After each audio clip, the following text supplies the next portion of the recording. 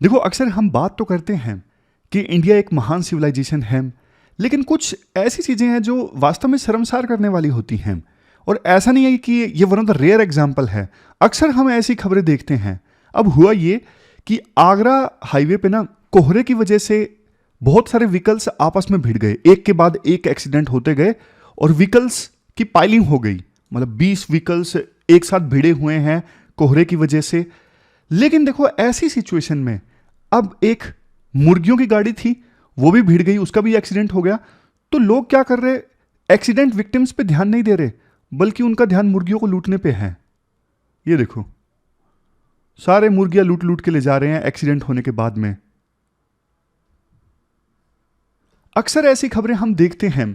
Covid के दौरान एक न्यूज काफी वायरल हुई थी, वीडियो वायरल हुई थी एक्चुअली में। किसी का ना आम का ठेला था और ना उस ठेले से, वहां पे वो मौजूद नहीं था दुकानदार, तो आम के ठेले से सारे आम लूट लूट के ले जा रहे थे और वो काफी वायरल हुई थी वो न्यूज।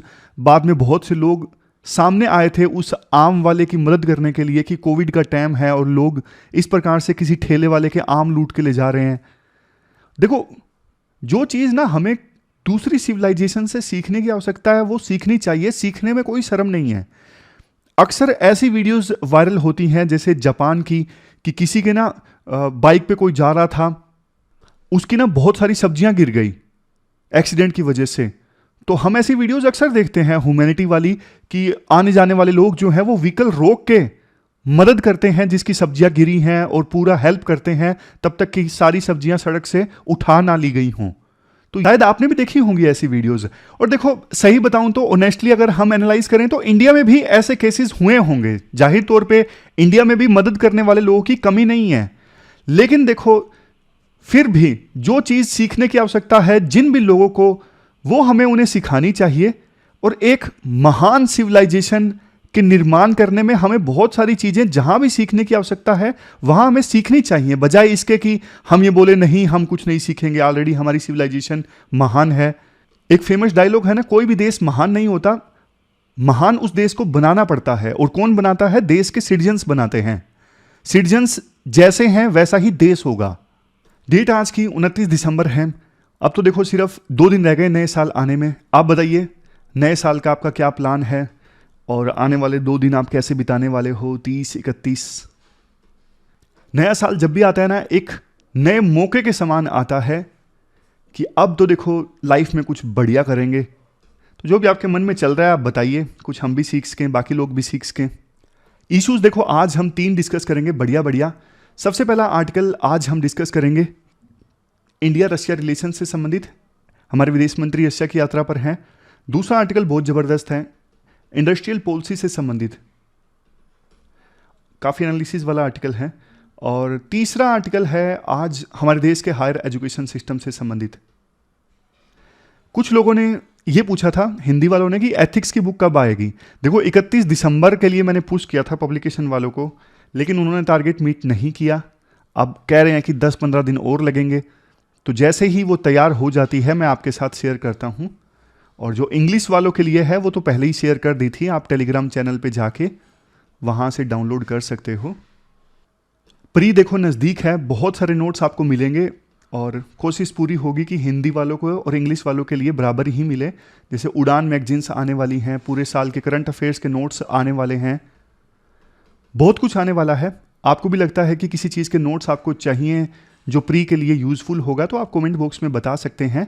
मैं पूरी कोशिश करूंगा आपके लिए नोट्स बनवाने की। तो चलिए डिस्कशन स्टार्ट करते हैं। इसके बाद नेक्स्ट आर्टिकल इंडिया और रशिया रिलेशंस से संबंधित है।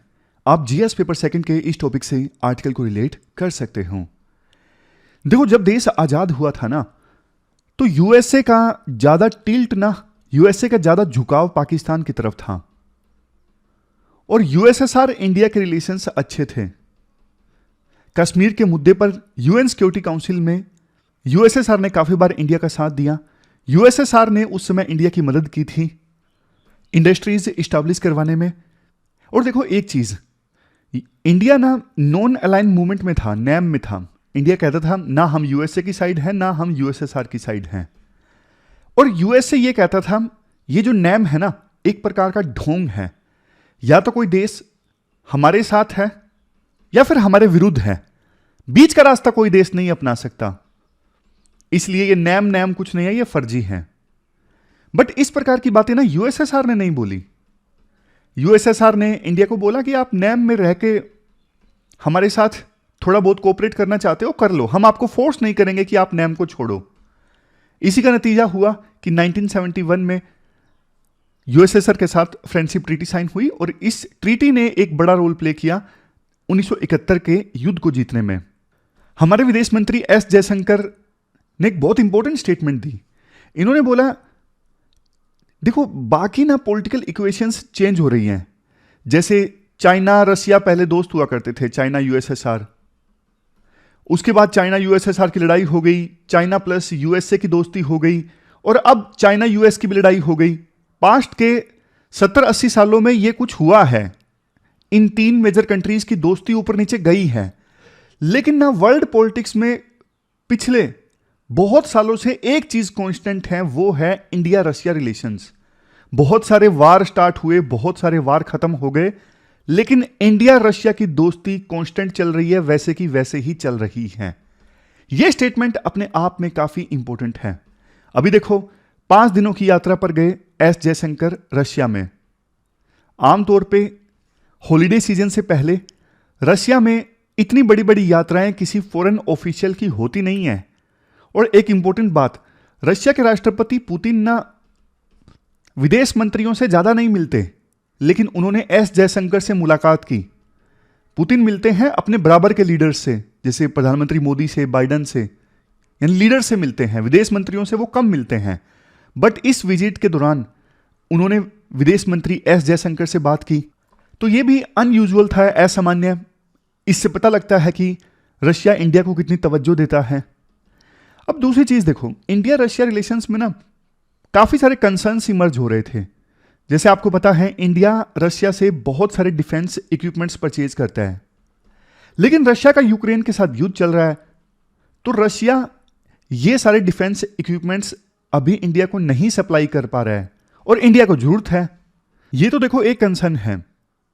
जैसे आप एग्जांपल भी देखिए, S-400 एयर सिस्टम यूनिट, अब इसके लिए रशिया के साथ हमारा एग्रीमेंट साइन हो गया है, बट इसकी डिलीवरी रशिया नहीं कर रहा है, बहुत डिले कर रहा है डिलीवरी को। एक और चीज, अभी देखो वेस्टर्न कंट्रीज ने रशिया के ऊपर सैंक्शंस लगाए हुए हैं कि आप डॉलर में, यूरो में, इन करेंसीज में ट्रेड नहीं कर सकते। इंडिया रशिया से काफी तेल परचेज कर रहा है, तेल, गैस, ये सब चीजें परचेज कर रहा है। बट दिक्कत यह है पेमेंट कैसे की जाए, क्योंकि आमतौर पे पेमेंट तो डॉलर और यूरो में होती थी। अब रशिया इन करेंसीज में डील कर नहीं सकता, तो इंडिया तो ये बोल रहा है कि आप रूपी में पैसा ले लीजिए। रशिया ये कहता है कि रूपी में हम पैसा ले तो लें, लेकिन हम उस रूपी को कहां पे खर्च करेंगे। तो ये जो इशू है ना, काफी समय से चल रहा है इंडिया रशिया रिलेशंस में, और कई बार कुछ सॉल्यूशंस भी दिए गए हैं कि किसी तीसरे देश की करेंसी का इस्तेमाल किया जाए। फॉर एग्जांपल यूएई जैसे देशों की करेंसीज का इस्तेमाल किया जा सकता है ट्रेड करने के लिए, लेकिन अभी तक कोई ठोस एग्रीमेंट साइन नहीं हुआ है। तीसरा, देखो इंडिया और रशिया के बीच 2000 के बाद से ही ना एनुअल समिट ऑर्गेनाइज होता आया है, जिसमें भारत की तरफ से प्रधानमंत्री हिस्सा लेते हैं और रशिया की तरफ से वहां के राष्ट्रपति जो अभी पुतिन हैं। लगातार 21 सालों तक ये एनुअल समिट चलता रहा। बट ना जब यूक्रेन रशिया का वार स्टार्ट हुआ ना, उसके बाद 2 साल हो गए, प्रधानमंत्री मोदी ने इस समिट में हिस्सा नहीं लिया। जाहिर तौर पे इसलिए नहीं लिया क्योंकि अभी युद्ध चल रहा है, और इस युद्ध के दौरान प्रधानमंत्री मोदी पुतिन से मुलाकात करेंगे तो वेस्टर्न कंट्रीज इसको नेगेटिव वे में लेंगे। इसलिए उन्होंने अपने विदेश मंत्री को भेजना उचित समझा पिछले 2 सालों से। इस बार भी जयशंकर गए हैं, लेकिन एस जयशंकर ने बोला कि अगली बार प्रधानमंत्री मोदी फिर से शिरकत करना स्टार्ट करेंगे इस समिट में। तो यह भी एक कंसर्न था रशिया की तरफ से कि मोदी ने क्यों नहीं पार्टिसिपेट किया पिछले 2 सालों से। तो देखो इन सभी कंसर्न्स को देखते हुए यह विजिट एस जयशंकर की इंपॉर्टेंट थी।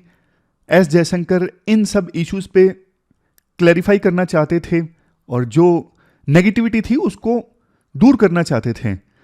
तो विजिट पूरी तरह से सफल रही। काफ़ी सारी चीज़ों को लेके सहमति बनी इंडिया रशिया के बीच में, जैसे कुडनकुलम न्यूक्लियर पावर प्रोजेक्ट है इसमें नई यूनिट इस्टेब्लिश करने को लेकर सहमति बनी। कनेक्टिविटी इंक्रीज की जाएगी रशिया और इंडिया के बीच में, ताकि ट्रेड को और ज़्यादा इंक्रीज किया जा सके। यूरेशियन इकोनॉमिक यूनियन और इंडिया के बीच में फ्री ट्रेड एग्रीमेंट को लेकर जो बातचीत चल रही थी, कुछ समय से ठप पड़ चुकी थी, इस बातचीत को फिर से रिवाइव किया जाएगा। सबसे लास्ट में जॉइंट मिलिट्री प्रोडक्शन, रशिया और इंडिया दोनों मिलकर को प्रोडक्शन करेंगे हथियारों का। जैसे रशिया के पास टेक्नोलॉजी है तो रशिया उस टेक्नोलॉजी का इस्तेमाल करके मैन्युफैक्चरिंग करेगा इंडिया में। इन चीजों पर सहमति बनी। वैसे देखो, इंडिया रशिया के बीच में ना कोऑपरेशन तो चलता रहता है। यूएन में क्या स्टैंड लिया जाए उसको लेके इंडिया और रशिया आपस में कंसल्ट करते हैं। ब्रिक्स, जिसमें पहले 5 मेंबर हुआ करते थे, अब टोटल 11 मेंबर हो गए हैं। एक्सपेंडेड ब्रिक्स का समिट अगले साल रशिया में ऑर्गेनाइज होगा। ब्रिक्स में भी कोऑपरेशन चलता है इंडिया रशिया के बीच में। लास्ट में राइटर ये कहते हैं, देखो इस मौके पर रशिया में विदेश मंत्री की विजिट एक प्रकार से सिग्नल भी देती है वेस्ट को कि आप हमें ना ग्रांटेड नहीं ले सकते। जैसे ना इंडिया यूएस रिलेशंस में ना कुछ कंसर्न्स देखने को मिले अभी, जैसे पन्नू इन्वेस्टिगेशन को लेके ऐसा लगा कि जैसे पन्नू के मुद्दे पर ना यूएस जो है इंडिया की टांग खींच रहा है। यूएस का इनडायरेक्टली इंडिया के ऊपर आरोप है कि इंडिया ने पन्नू को यूएस की धरती पर मरवाने की कोशिश की। भैया पहली तो बात, चलो इन्वेस्टिगेशन होगी। दूसरा, आप इंडिया को अपना दोस्त बोलते हो। अगर इंडिया की जगह यूके होता, इजराइल होता, तो तब भी क्या आप इस प्रकार की बातें पब्लिक डोमेन में रखते? आपने सारी तो चीजें लीक कर दी। लीक होने के बाद में इंडिया एक प्रकार से ह्यूमिलिएशन का सामना इंडिया को करना पड़ा। आपको ऐसा नहीं करना चाहिए था। दूसरी चीज, रिपब्लिक डे के मौके पे बाइडन को इनवाइट किया गया था, बाइडन ने मना कर दिया। उस लिहाज से देखो, ये जो जयशंकर की विजिट है ना रशिया में, इसको नोटिस किया जाएगा यूएस समेत दूसरे वेस्टर्न कंट्रीज में और चाइना में भी। तो ये हमारी थी इस आर्टिकल की डिस्कशन इंडिया रशिया रिलेशंस से संबंधित। चलते हैं आगे। इसके बाद नेक्स्ट आर्टिकल देश की इंडस्ट्रियल पॉलिसी से संबंधित है। इंडियन एक्सप्रेस का आर्टिकल है। आप जीएस पेपर 3 के इस टॉपिक से आर्टिकल को रिलेट कर सकते हो। देखो 2014 में जब बीजेपी की सरकार आई तो make in India programme launch किया गया। मेक इन इंडिया प्रोग्राम को लेकर ना बहुत सारे एक्सपर्ट्स ने डाउट भी व्यक्त किया, कहीं ऐसा तो नहीं कि हम 1970s और 80s के युग में वापस जा रहे हैं। क्योंकि मेक इन इंडिया मतलब आप इंडिया में प्रोड्यूस करो, और 70s और 80s में भी इंडिया जो है सेल्फ सफिशिएंसी पर ज्यादा रिलाय करता था। हमें ना कोई चीज दूसरे देशों से इंपोर्ट ना करनी पड़े, जिस भी चीज की आवश्यकता है सब कुछ इंडिया में ही मैन्युफैक्चर हो, और हमारी डिपेंडेंसी दूसरे देशों की कंपनीज के ऊपर कम से कम होनी चाहिए। यह सोच थी इंडिया की 70s में और 80s में।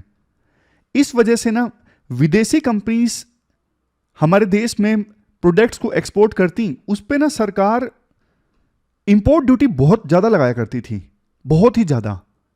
लेकिन देखो इसके ना काफी गंभीर कंसिक्वेंसेस निकले। जैसे आपको एग्जांपल देता हूं, इस चक्कर में ना कि सरकार सेल्फ सफिशिएंसी चाहती थी और नहीं चाहती थी विदेशी कंपनीज के प्रोडक्ट इंडिया में आए, इसलिए सरकार उन पे इंपोर्ट ड्यूटी इंक्रीज कर देती थी। तो इसका रिजल्ट ये निकला, हमारी डोमेस्टिक कंपनीज प्रॉफिट तो कमाने लगी, लेकिन नुकसान किसको हुआ? कंज्यूमर्स को। जैसे एग्जांपल देता हूं, BHEL है, पावर प्रोडक्ट्स बनाया करती थी BHEL। प्रोडक्ट्स की क्वालिटी कोई अच्छी नहीं होती थी और विदेशी प्रोडक्ट्स को सरकार अपने देश में आने नहीं देती थी, तो कंज्यूमर्स को मजबूरी में घटिया प्रोडक्ट परचेज करने पड़ते जिनकी क्वालिटी अच्छी नहीं होती। आप अनेकों सेक्टर्स के एग्जांपल ले सकते हो, जैसे टेलीकॉम सेक्टर का। इवन देखो एक एक लैंडलाइन का कनेक्शन लेने के लिए ना 5-5, 6-6 साल वेट करना पड़ता था। ब्लैक मार्केट में लैंडलाइन के कनेक्शंस मिलते थे।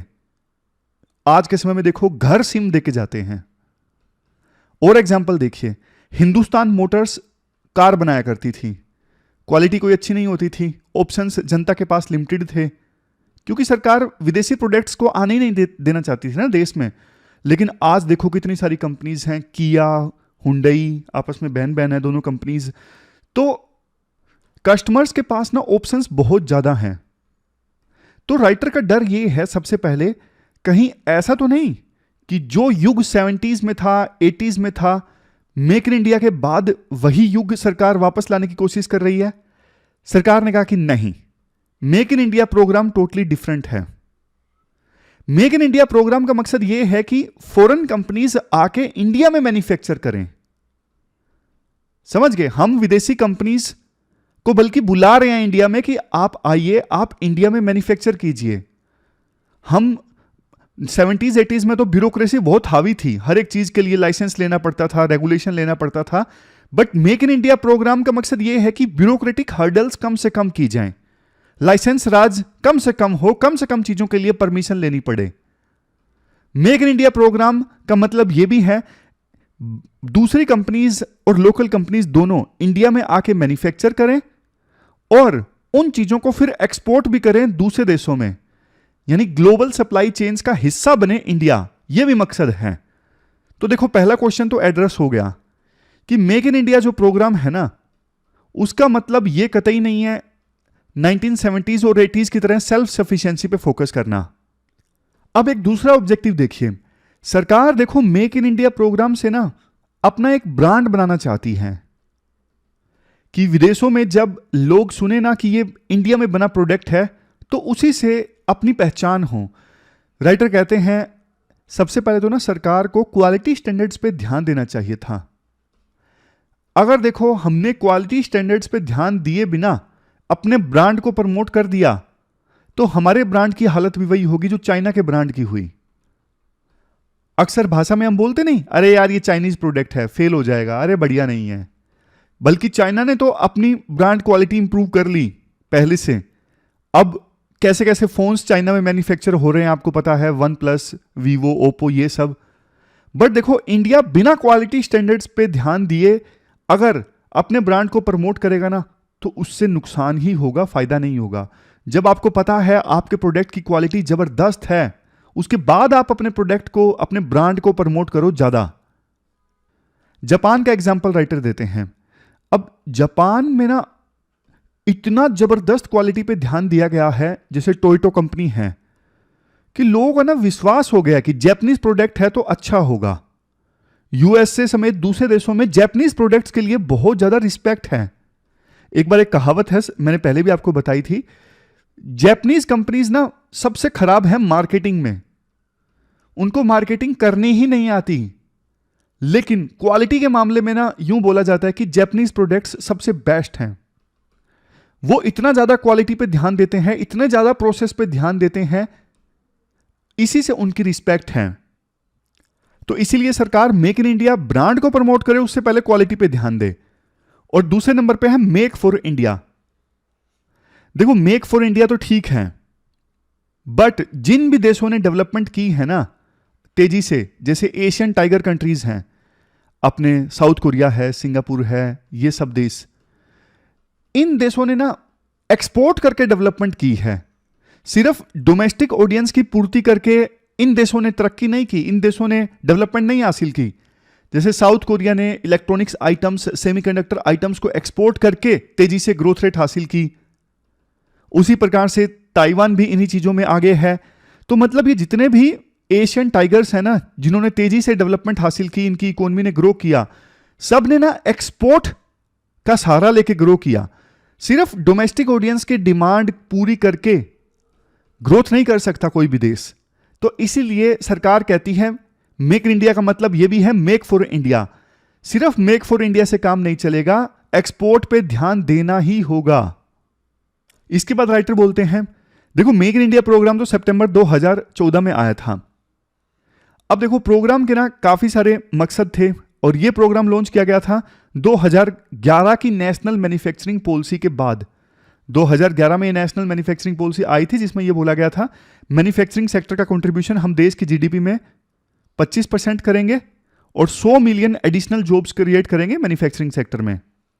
यह 2011 में आई नेशनल मैन्युफैक्चरिंग पॉलिसी का मकसद था, क्योंकि उस समय सरकार ने यह बोला कि 1980s के बाद से ही मैन्युफैक्चरिंग सेक्टर का कंट्रीब्यूशन देश की जीडीपी में बढ़ा ही नहीं है, कांस्टेंट हो गया है।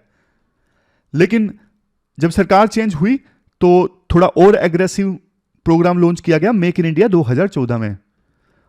और ज्यादा विदेशी फर्म्स को इनवाइट किया गया, उनको इंसेंटिव्स का लालच दिया गया।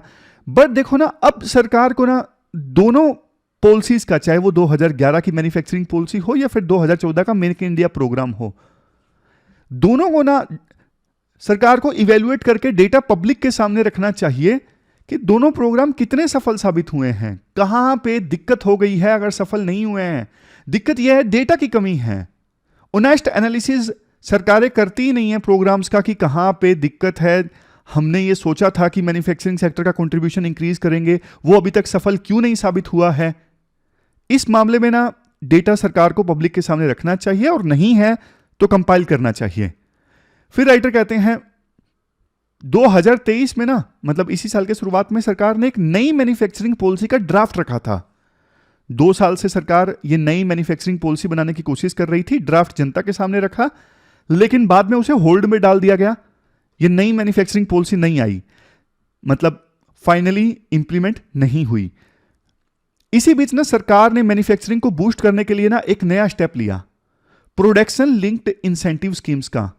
सरकार ने बोला फॉर एग्जांपल इलेक्ट्रॉनिक्स इंडस्ट्री को कि आप देश में प्रोड्यूस कीजिए, हमारे देश में, और जितना आप प्रोडक्शन करोगे उसी के हिसाब से हम आपको इंसेंटिव देंगे। सरकार का मकसद यह था जब विदेशी कंपनीज इंडिया में मैन्युफैक्चर करेंगी तो जॉब्स क्रिएट होंगी, इसके साथ साथ टेक्नोलॉजी इंडिया में आएगी और इकोसिस्टम बनेगा मैन्युफैक्चरिंग का। तो सरकार ने एक नई कोशिश की देश में मैन्युफैक्चरिंग को बूस्ट करने की। बट राइटर का पॉइंट यह है, देखो प्रोडक्शन लिंक्ड इंसेंटिव स्कीम से ना आप क्या करोगे, आप इन्वेस्टमेंट तो अट्रैक्ट कर लोगे क्योंकि सीधा सीधा आप उनको बेनिफिट पहुंचा रहे हो, आप लैंड प्रोवाइड कर रहे हो, अनेकों तरह के उनको कंसेशन दे रहे हो, सब्सिडी दे रहे हो, तो इससे क्या होगा, मैन्युफैक्चरिंग तो बूस्ट हो जाएगी, लेकिन ना फिर वही चीज हो जाएगी जो 1990s में हुई थी, जॉबलेस ग्रोथ। कि ग्रोथ तो इंक्रीज हुई है, मैन्युफैक्चरिंग इंक्रीज हुई है, तो इकोनॉमी तो ग्रो हुई है, लेकिन इससे ना जॉब्स क्रिएट नहीं हुई, वही सिचुएशन फिर से पैदा हो जाएगी। तो राइटर का पॉइंट ऑफ व्यू ये है, आप ना अभी ऐसी ऐसी इंडस्ट्रीज को प्रमोट ज्यादा कर रहे हो, जैसे इलेक्ट्रॉनिक्स आइटम्स, मोबाइल फोन्स की असेंबली इंडिया में होने लगी है, बट इनसे ना ज्यादा जॉब्स नहीं प्रोड्यूस हो रही हैं। अगर आपको production linked incentive scheme launch करनी ही है ना, तो थोड़ा उन इंडस्ट्रीज के लिए कीजिए जो लेबर इंटेंसिव हैं, जैसे टेक्सटाइल है, गारमेंट्स इंडस्ट्री है, यहां पे जॉब्स ज्यादा जनरेट होंगी, इन पे आप ज्यादा फोकस कीजिए। बांग्लादेश ने ऐसा कर दिखाया है। बांग्लादेश ने ना वहां की गारमेंट्स इंडस्ट्री के लिए स्पेशल इकोनॉमिक जोन एस्टैब्लिश किए, स्पेशल कंसेशंस दिए, तो वहां पे ना बांग्लादेश इंडिया के एक टाइम में मुकाबले का था टेक्सटाइल इंडस्ट्री के मामले में, लेकिन आज बांग्लादेश इंडिया को पीछे छोड़ रहा है टेक्सटाइल एक्सपोर्ट के मामले में, क्योंकि बांग्लादेश की सरकार ने ना वहां की टेक्सटाइल इंडस्ट्री को सपोर्ट बहुत किया है। मशीनरी वहां की टेक्सटाइल इंडस्ट्रीज ने नई नई ली है सरकार की मदद से, तो इसलिए वहां की टेक्सटाइल इंडस्ट्री कॉम्पिटिटिव हो गई है और ज्यादा जॉब जनरेट कर रही है। तो बांग्लादेश में बहुत ज्यादा जॉब जनरेट हुई, लेकिन समय रहते हमारी सरकार ने ऐसा कोई कदम नहीं उठाया जिससे कि ज्यादा जॉब जनरेट हो। नेक्स्ट पॉइंट है एमएसएमई से संबंधित है। हमारे देश में 99% जो एमएसएमईज है ना, वो इनफॉर्मल सेक्टर में है। उनके पास ना इतना फंड्स हैं एक्सपेंड होने के लिए, ना उनके पास टेक्नोलॉजी है और ना ही स्किल है। तो देखो, जिन एमएसएमईज को फर्दर जॉब जनरेट करनी चाहिए, बड़ी बड़ी एंटरप्राइजेस बननी चाहिए, वो नहीं एक्सपेंड हो पा रही हैं। चाइना में जबकि ना चाइना की इकोनॉमी ग्रो हुई, उसमें एमएसएमईज का बहुत बड़ा रोल था। छोटी छोटी फैक्ट्रीज बड़ी होती गई, चाइना में फैक्ट्रीज बड़ी होती गई छोटी छोटी, इससे जॉब्स भी जनरेट हुई और उनकी इकोनॉमी भी ग्रो हुई। लेकिन हमारे देश में हम एमएसएमईज को ग्रो नहीं करवा पा रहे हैं। तो राइटर कहते हैं ये सारे जो पॉइंट्स जहां पे दिखते हैं ना, वहां पे हमें ज्यादा ध्यान देने की आवश्यकता है। और ये पूरा आर्टिकल हमने डिस्कस किया इंडस्ट्रियल पॉलिसी से संबंधित। चलते हैं आगे। अगला आर्टिकल देखो, ट्रिब्यून इंडिया का एमफिल से संबंधित है। देखो, ये एक ऐसा आर्टिकल है, पढ़ के हंसी भी आ रही है लेकिन दुख भी हो रहा है कि हमारे देश में हायर एजुकेशन की क्या हालत है। 2020 में ना नेशनल एजुकेशन पॉलिसी आई थी।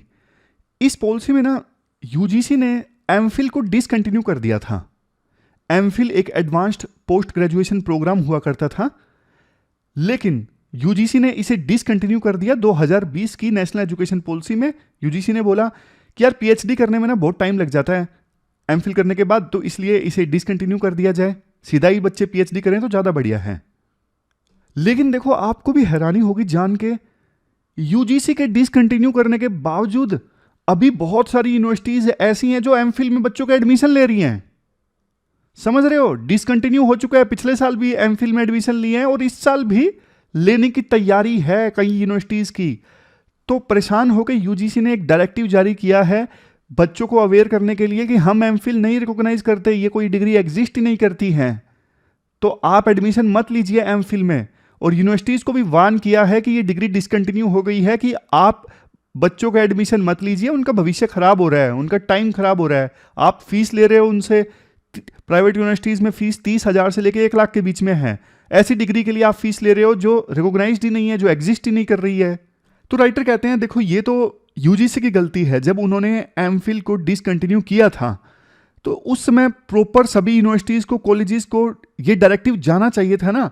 आपने प्रॉपर ढंग से अवेयर किया नहीं, ना बच्चों को ना यूनिवर्सिटीज को, या फिर यूनिवर्सिटीज मालाफाइड इंटेंशन के साथ कर रही हैं। देखो मुझे लगता है कि यूनिवर्सिटीज तो मालाफाइड इंटेंशन के साथ ही एमफिल को जारी रखे हैं, क्योंकि जो यूनिवर्सिटी चला रहा है उसको पता होता है ये चीज़, तो यार हमें ही पता है, हमने आर्टिकल्स डिस्कस किए थे इतने कि एमफिल डिसकंटिन्यू हो गई है। जब ये डिसकंटिन्यू हुई थी तो जो यूनिवर्सिटी चला रहा है उसको नहीं पता होता कि एमफिल डिसकंटिन्यू हो चुकी है, तो वो मालाफाइड इंटेंशन है, वो गलत इंटेंशन के साथ एडमिशन ले रहा है यूनिवर्सिटी, प्राइवेट अगर कोई ऐसा कर रहा है तो, ताकि फीस वसूली जा सके। बट सबसे बड़ी कोताही यहां पर यूजीसी की ही है कि 3 साल लग गए आपको ये डायरेक्टिव जारी करने में, कि हमने 3 साल पहले 2020 की एजुकेशन पॉलिसी में एमफिल को डिसकंटिन्यू कर दिया था। ये देखो वही बात हो गई।